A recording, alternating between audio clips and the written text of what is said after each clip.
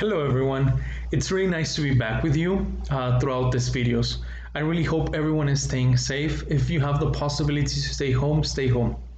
Today we're going to start this third virtual class on YouTube, and I hope that last video that we uploaded, everything was clear to you guys.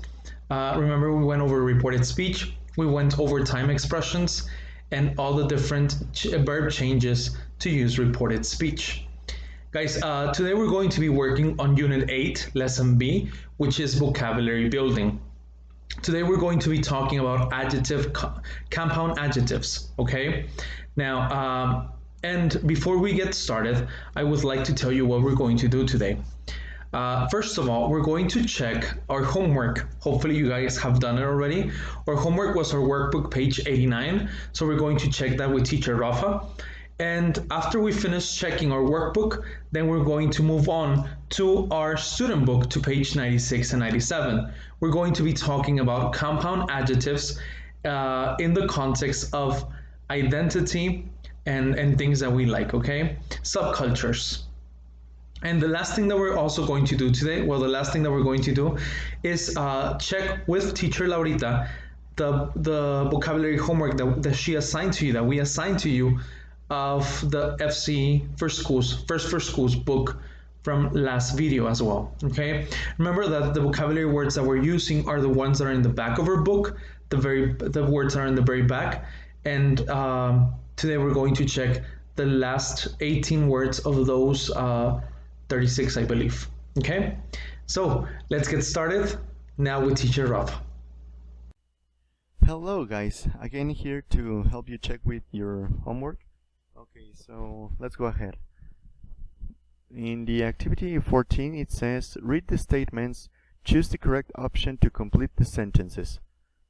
Number 1. Americans are very friendly. Sometimes it seems that they are too friendly. She answered that Americans are very friendly and that sometimes they are too friendly. Number 2. There is public transportation in most American cities, but not in smaller towns. She advised that most American cities have public transportation, but not smaller towns. Number 3. Americans eat dinner kind of early, 6 o'clock. She complained that Americans eat dinner too early. There's a special relationship between Americans and their cars. He confirmed that Americans have a special relationship with their cars.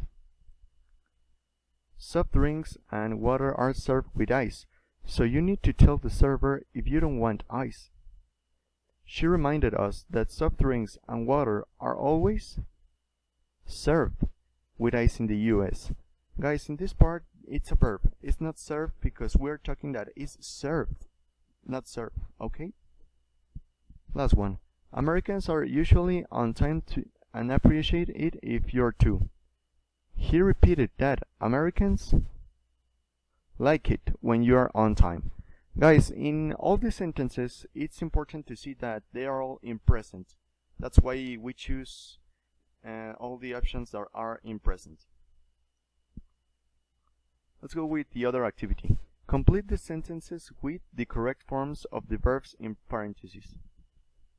Read this traveler's comment on visiting Peru. Museum lover commented that while in Lima he visited a lot of great museums.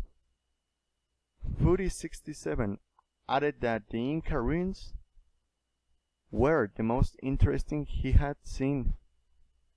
I Love Peru explained that ceviche was the most popular dish in Peru. Incaking02 told us that the North Chico people built a civilization in Peru more than 5,000 years ago, long before the Inca. Trouble is my life confirmed that took her a while to get used to the high altitude in the Scared Valley, and she warned that the sun is very stronger. Lima is my home announced that he thought the dry season May to October was the best time to visit Peru. Pacific Surfer said she wasn't able to see Machu Picchu because she didn't buy tickets in advance. Okay guys, and for the last activity here is put the words in the correct order to create reported speech questions. Well, reported speech is something that we have seen our entire life, so it's pretty easy. I'm only going to check the answers in this part to go faster. Number 1, it will be Jens asked if there was a championship for making funny faces. Number 2, Monica asked whether there was camel wrestling in Turkey. Number 3, Chen asked that Germans did to celebrate weddings. Number 4, Wilma asked how people exchange business cards in China and in Japan. Guys, in this part, in this one specifically, there is the only one that has 2 ways to be answered. So the other answer will be Wilma asked how people in China and Japan exchanged business cards. Both ways are correct. The only thing that changes is the order between China and Japan and exchange business cards. Number 5. Hassan asked if there was a monkey festival in Thailand. Number 6. Petra asked whether it was unusual for people to see their eyes while another person is speaking. Number 7. Anna asked where the biggest tomato fight in the world took place. Okay guys, this is all by the moment. I hope you are okay. I hope you have a good time doing the activities because we think a lot about you while we're doing our classes. See you soon guys. Love you. Okay, so let's get started with today's class. Please open up your student book on page 96 and 97. Today we're going to go over vocabulary building, okay? Now, just by reading the title that says, I am who I am, we know that we're going to be talking about ourselves, right? Probably even describing ourselves and talking about identity as well, okay? Now, today, guys, we're going to be working with compound adjectives. Compound adjectives are a group or 2 adjectives put together to describe something, right? 2 words put together. Now, it is important that we remember that an adjective is a word that describes something, right? Compound adjectives are made up of more than one word. As with single word adjectives, it is important to learn not only the meanings, but also the nouns that they most commonly describe. Now, let's recap a little. There's specific adjectives for different things, right? We do not use the same adjectives to talk about money, to describe money, and the same one to describe a person, right? So that's what we mean, that there's specific adjectives for different things. We cannot use them anytime we want, okay? And that's what we're going to be learning today, when to use them. Let's look at exercise number 1, and we have a list of compound adjectives, okay? The first one is cost effective. Just by reading it, we know specifically that it's going to be talking about money, right? Then we have heartbroken, like-minded, open-minded, well-mannered, deep-rooted, highly respected, long-lasting, two-faced, and worldwide. Okay? I think that pretty much all of these adjectives are common to us. Maybe there's not a new one. All of these words are kind of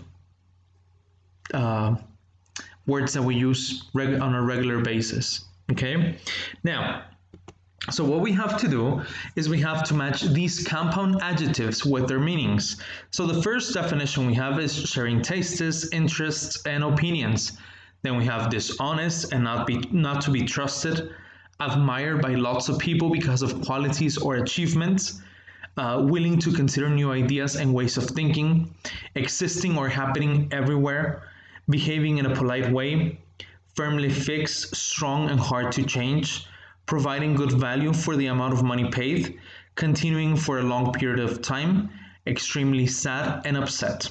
Okay, so let's do number one and number two together. The first one says sharing tastes, interests, and opinions.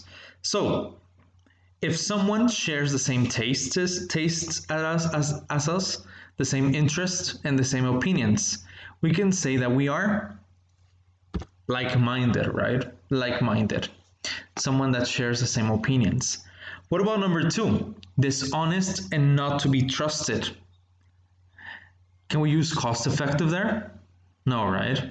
Which one would be the correct answer? So that would be two-faced, right? A person that cannot be trusted, someone that is dishonest. Maybe that person with you it's a nice person, and with someone else it's totally different, right? So what you're going to do, guys, you're going to go ahead and complete numbers 3 to 10. You're going to answer them. You're going to write down the adjective, and then we're going to check, okay? So if it's necessary, guys, please pause the video, and once you finish, play it back again, and we'll continue checking.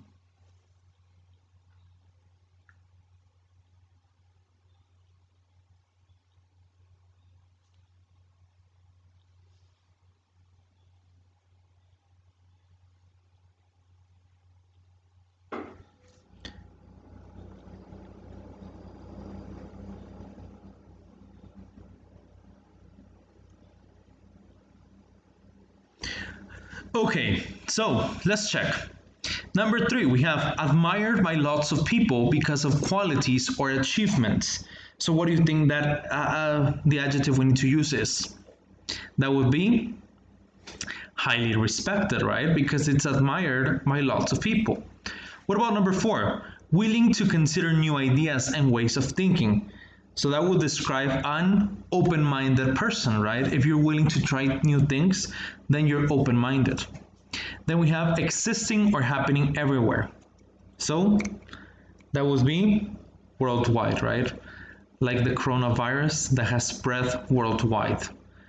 Number 6, we have behaving in a polite way. So which one would it be? We would say, if we wanted to describe someone that behaves in a polite way, we would say that person is well-mannered. What about number 7? Firmly fixed, strong, and hard to change. So deep-rooted, right? That has deep roots. What about number 8? Providing good value for the amount of money paid. So that would be cost-effective. So maybe you bought something that was really expensive to you, but you see that it's really useful. So that whatever you bought, you can consider that object cost-effective because it's worth the money you spent on it. Now the next one, continuing for a long period of time. So that would be long-lasting, right?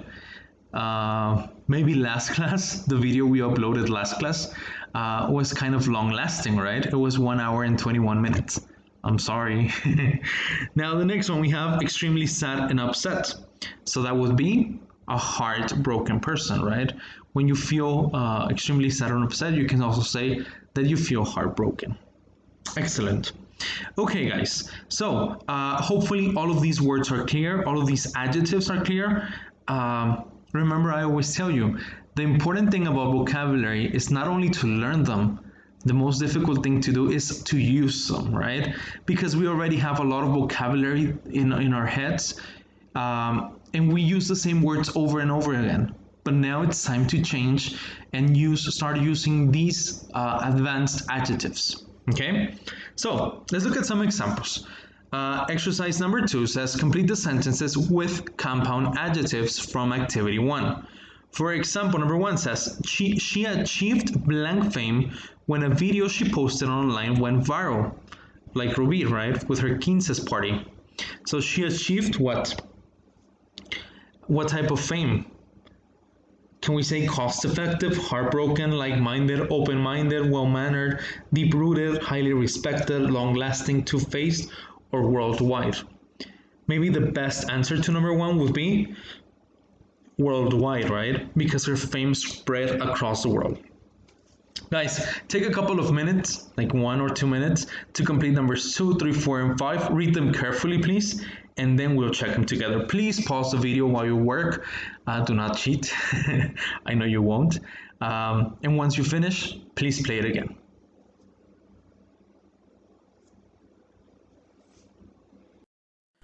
Okay, so now that you're finished, let's go ahead and check the rest together. Number 2 says, everybody here, around here, knows she does good work. She's a blank figure.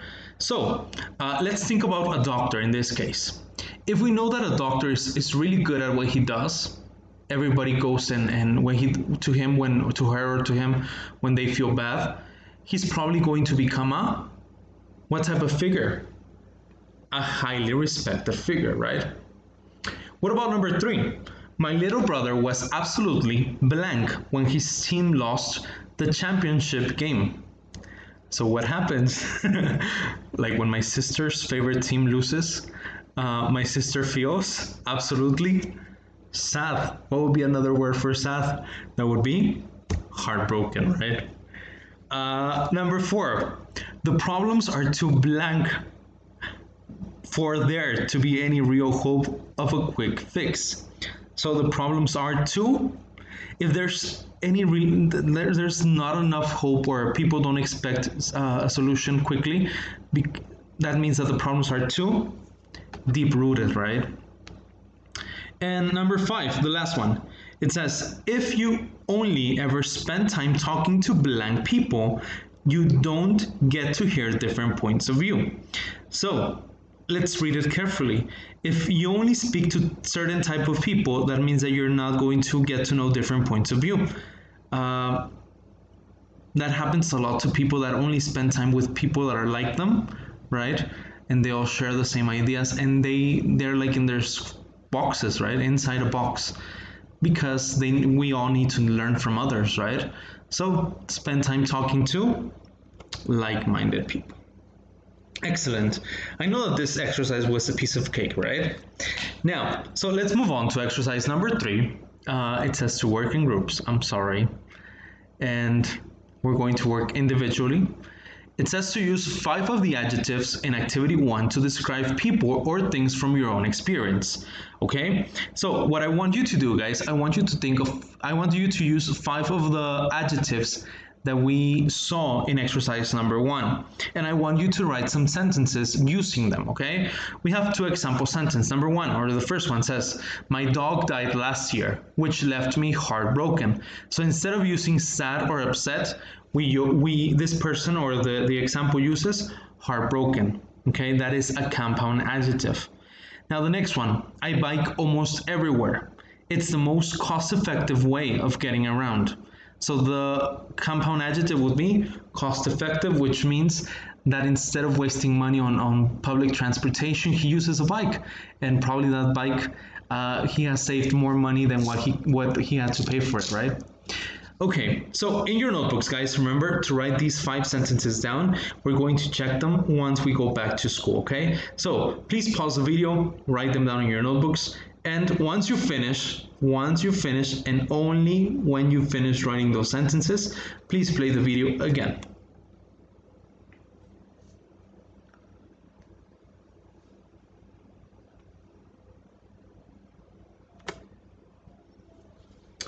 Okay, now today we're also going to be doing a reading, and it says that was the sound of amazed. I feel shocked. I feel shocked by looking at that image of the tribalero, right? Okay, so it says work in pairs. Look at the photo showing a subculture and predict. Okay, let's look at the image on page 97. On page 97, and it says a man dancing in a nightclub wears long pointy boots. Now, do you remember this? This started in San Luis Potosí, right? I think San Luis Potosí, I don't know if it was Matehuala, but I think in Matehuala it was the place in which where tribaleros began. Tribales, I think it's from Monterrey. I don't know, I'm not completely sure. Let's investigate that a little. But so let's look. It says number one, where the subculture originated. I'm sorry, I think I told you the answer already, right? So this is a subculture because it depends or it belongs to our Mexican culture, right? But I mean, someone that dances tribal or likes to wear tribal boots doesn't. I mean, it's a subculture. It's a subculture. A Mexican subculture. I'm sorry, and there's nothing wrong with it, right? Now, what about the next one? What members of the subculture have in common? So, what do you think they have in common? Maybe if you remember a little, if you think back, or maybe you're too young for this, but tribal was a type of music, right? So all the people that dance tribal, of course, like the tribal music and probably wore the same boots, right? And what kind of music, if any, is associated with this subculture? So that would be tribal. They dance tribal. Maybe let's see if I can add a slide of tribal music so you remember what it is. Okay, let's listen. Okay.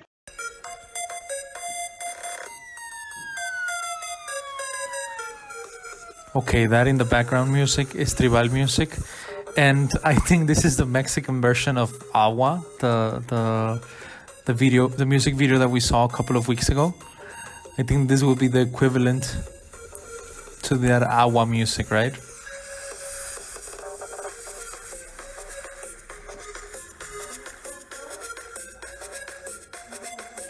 Okay, now that was a bit of tribal music.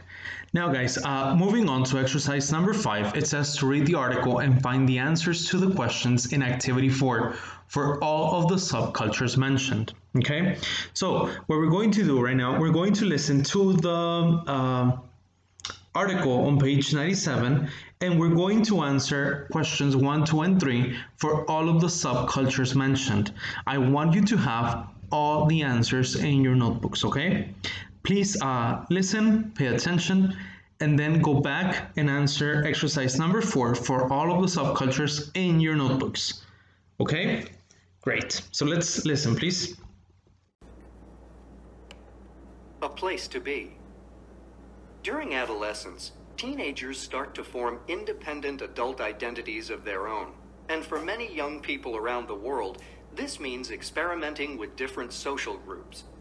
Deciding to join a particular group or subculture offers young people the opportunity to explore who they are and what they stand for.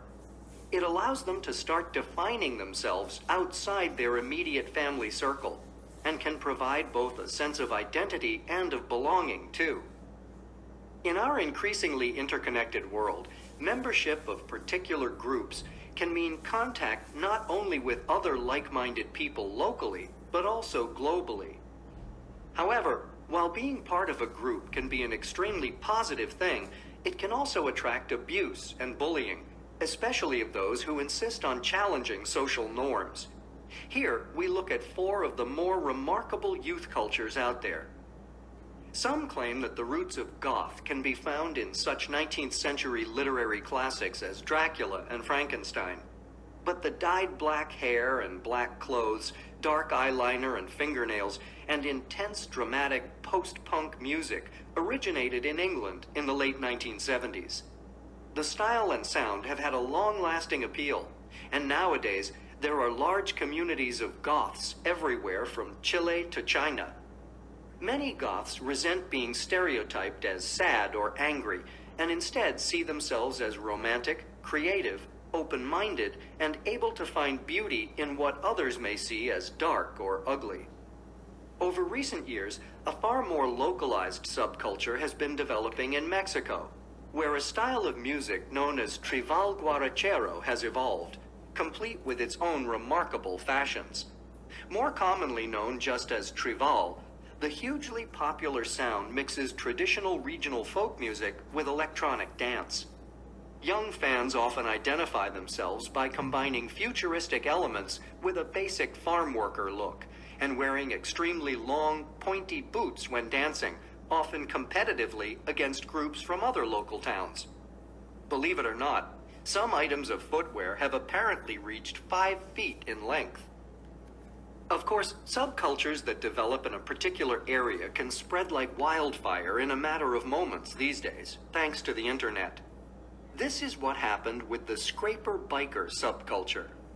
Originally the obsession of a small group of young people in the San Francisco Bay Area, scraper bikes are simply ordinary bicycles that have been modified by their owners, typically with decorated wheels and bright body colors.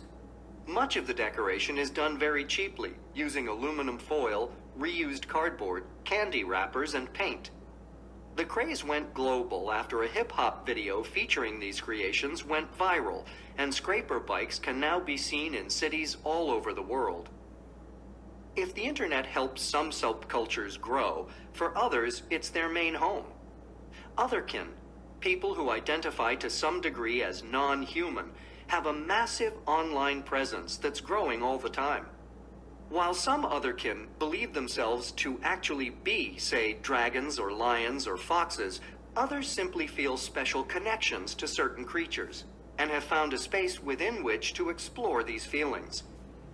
It seems that whatever you're going through and whatever your own personal enthusiasms, there's a worldwide community out there just waiting for you to find them and to assure you that you belong. Okay, so moving on to exercise number 7, it says, so which of the subcultures, which of the 4 subcultures? So let's look at number 1. It says, is more of a virtual than real world phenomenon. So which of the subcultures mentioned is that? That would be otherkin, right? Otherkin. So guys, what you're going to do now, you're going to complete exercise number 7, numbers 2 to number 8, by writing down which tribe are they talking about, and then we're going to check it together. Please pause the video while you work, and then we'll check from there.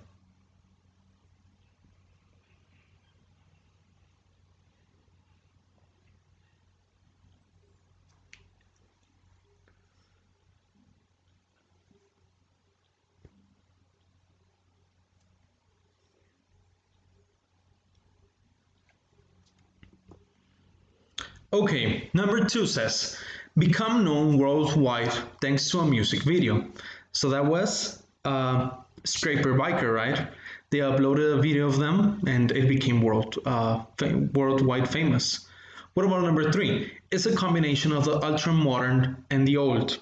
So that would be tribal, right? Because tribal includes some traditional music and then some electronic music too, right? Now, number 4 includes members who identify with animals, so that would be otherkin. Number 5 can trace its origins back the furthest, so that would be goth. Number 6 involves the form of recycling, that would be scraper biker. Number 7 rejects a common belief about their characteristics, that is goth, right? They say that a lot of people think that because they dress in all black, they're sad and depressed, but they see the beauty of the darkness. And number 8 involves regional rivalries, so that would be tribal, right? Because they all have competition, right? Good. Okay, so guys, moving on to this last part, we have a critical thinking. It says learning to think more critically sometimes requires us to suspend our own judgment and instead to try to see things from different points of view. So in exercise number 8, it says to work in groups for each of the 4 subcultures mentioned in the article, decide. So what I want you to do, guys, again, in your notebooks is to go back to the article, read it or listen to it, go back in the video and listen to it, and think about each of the 4 tribes that we mentioned, okay, that we read about. And what I want you to do is to list what the appeal might be for those who get involved. What do you think attracts them to get involved into that subculture? What common ground might exist with other groups? So between all the groups that we talked about, what is the common ground? What concerns parents might have? And number 4, which are common or have some kind of local equivalence where you live. So what is similar to the subcultures that we have here in San Luis Potosí now? Okay, think about them, guys. If necessary, you can make a chart, make a list, answer these questions in your notebooks, and then we're going to check them from your notebooks in once we go back to school, okay? Great. Guys, in this exercise, we're going to match the vocabulary with the definitions. We said the first one was trekking. Let's go to number 2. Backpacking. The correct answer is traveling with all your things in your back inside a backpack, okay? And this is a noun. Then we have purpose, which is the aim or the objective, and it is a noun. Habitat, natural home of a plant or animal, a place where an animal or plant lives. Noun. The horn is the hard pointed part that grows from the head of an animal. It can be any animal. For example, it can be like a rhinoceros, or even some kinds of reptiles also have horns. Okay, hotelier. Hotelier is an owner of a hotel, the person who owns or runs a hotel. It's a noun. Then we have impact, the effect an event, situation, or something else has on something other, which is also a noun. Then we have neutralize, which is to reduce the bad effect of something or to make the effect go away, to make it neutral or null. And then lastly, we have retain, which is to keep or for somebody to stay with you or not to go away. Students, now we're going to fill in the blanks with the correct vocabulary words. This is the exercise that you had for homework. So we said the first answer was habitat. A pristine habitat in this case refers to a habitat that is virgin or untouched. So pretty much not impacted by humans.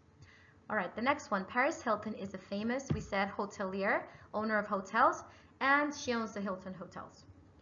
The purpose or the objective or the aim of this movie is to make us reflect on our actions. The rhino's, in this case horn, was cut off by a poacher, which is an illegal hunter. The environmental impact that the industrial zone has had in our city is very severe or very serious. Okay? All right, the next one. In order to neutralize the chemicals, we need to add an acid to the base. So in order to minimize the impact of the chemicals, right? Okay.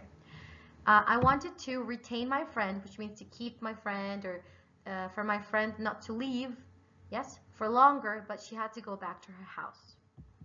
We went trekking in the woods, and then we slept in our tent at night. So it's just like we went walking around in the forest or in somewhere natural. My friends are going, the last one, backpacking through Europe this summer, which means to travel with your backpack in an informal and casual way. Okay, students, now for the following matching exercise, we have a small scale. We said this definition was small in size, and then it's an adjective. All right, we talked about a small scale business, for example. We said, let's look at the next one, number 29, measures.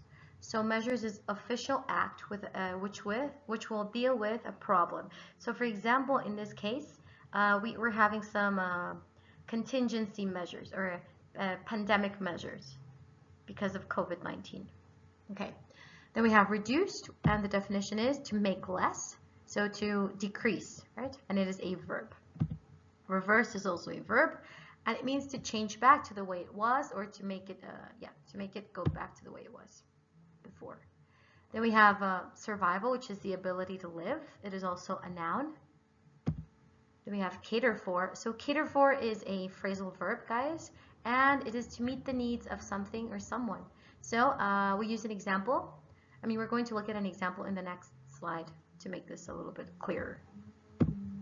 Then we have undisturbed, which just means not touched or affected by. This would be a synonym of pristine that we saw in the previous slide. Okay. Then we have dump. So dump is to throw away or to dispose of, and it's also a verb. And lastly, we have seek, which is to look for, to search. Okay. And we're going to look at some examples in the following slide. Okay, guys, let's move on to answer the last fill-in-the-blank activity. We said that the correct answer for number 1 was dump. Do you know where I can dump the trash? Okay, so this is just, remember, this is just to throw away, for example. Then we have the survival of the fittest is the basis of evolution. So remember that remember that we saw this in our perspectives books in the natural selection topic. So you can go back and check. Okay, then we have teachers must cater for the needs of students, which just means to attend to or to address the needs of students.